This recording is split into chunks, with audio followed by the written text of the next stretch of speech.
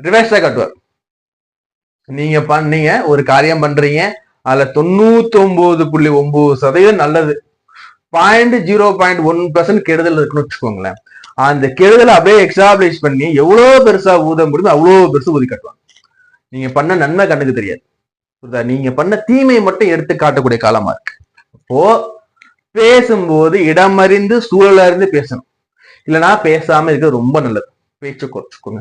அதே மாதிரி வாய் சம்பந்தமாகவும் தொண்டை சம்பந்தமாகவும் நாக்கு சம்பந்தமாக அலர்ஜிகள் ஏற்பட வாய்ப்பு, தொண்டை புண்ணு வா புண்ணு இது மாதிரி பிரச்சனை எல்லாம் ஏற்பட வாய்ப்பு நிறைய இருக்கு. பார்த்துக்கோங்க, ஆன்டிபயோட்டிக் கரெக்டா பார்த்து சாப்பிட்டுக்கோங்க. அதே மாதிரி பாத்தீங்கன்னா பேச்சுல கவனம், பேச்சுல கவனம். அதே மாதிரி பாத்தீங்கன்னா குடும்பத்துல கவனமா இருந்துக்கணும். ஏன் நான் சொல்றேன்னா, குடும்பத்துல நம்ம நல்லது சொல்ற போவோம், சனி பார்த்துட்டு இருக்காரு, கெடும்பா போய் முடிய வாய்ப்புகள் இருக்கு. இது ஒரு பக்கம். அடுத்தபடியா பார்த்தோம்னா சனியோட பவர் எங்க சார் இருக்குது? அஞ்சுல உழுது சார். அஞ்சுல என்ன சார்? காதல் சாணம், மனசு சாணம் சார். ஏன்னா இதை குரு பார்த்துருவார். குரு பேச்சுக்கு பிறகு குரு பார்க்கும்போது பிரச்சனை இல்லை. மார்ச் மாசத்துல இருந்து மே மாசம் வரைக்கும், மே லாஸ்ட் இருக்குன்னா அப்படின்னா மார்ச்ல இருந்து ஜூன் வரைக்கும் கவனமா இருந்துக்கும். மார்ச்ல இருந்து ஜூன் வரைக்கும் உங்க மனசை, உங்க மனநிலையை கண்ட்ரோலா வச்சு. ஏன்னா குழப்பங்கள் நிறைய ஏற்படும், குழப்பி விட்டுருவாரு, குழப்பத்திலேயே வச்சிருப்பாரு. இனம் புரியாத கவலை, இனம் புரியாத குழப்பங்கள், இனம் புரியாத சந்தேகங்கள் ஏற்படும். இப்போ இந்த மார்ச் மாதத்துல இருந்து ஜூன் மாதம் வரைக்கும் கண்ட்ரோலா இருந்து, அதுக்கு பிறகு ஏன்னா சப்போர்ட் குரு வந்துடுறாரு. குரு பார்க்க கோடிப்பா விமர்சனம், குரு பார்த்துல கோடிப்பா. அப்போ சனியால ஒண்ணும் பண்ண முடியாது. சரி, ஏன்னா குரு வந்து தான் வீடு தானே பார்த்துரு இல்லையா? இது ஒரு பக்கம்.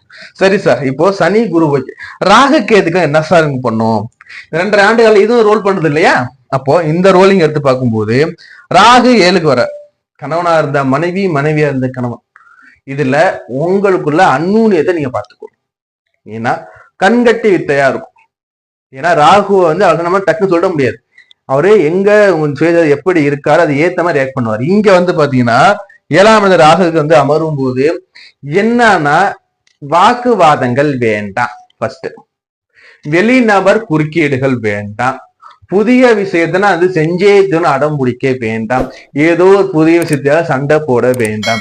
புதிய நண்பர்கள் சேருவாங்க. இந்த புதிய நண்பர்கள் சேரும் போது சனி 8ல இருக்கும்போது புதிய நண்பர்களிடம் ஒரு கவனமாக இருந்துக்கோங்க. புதிய தொழில் அமைய வாய்ப்புகள் இருக்கு. புதிய தொழில் நீங்க இறங்க போறீங்கன்னா அந்த புதிய தொழில கவனமா இருந்துக்கணும். இந்த வேலை செஞ்சா என்ன நடக்கும், நல்லா வியூகம் போட்டு திட்டம் போட்டு செயல்பட. இல்லைன்னா இந்த ராகு என்ன பண்ணுவாருன்னா ஆசை காட்டி மோசம் பண்ணுவார். புரியுதா?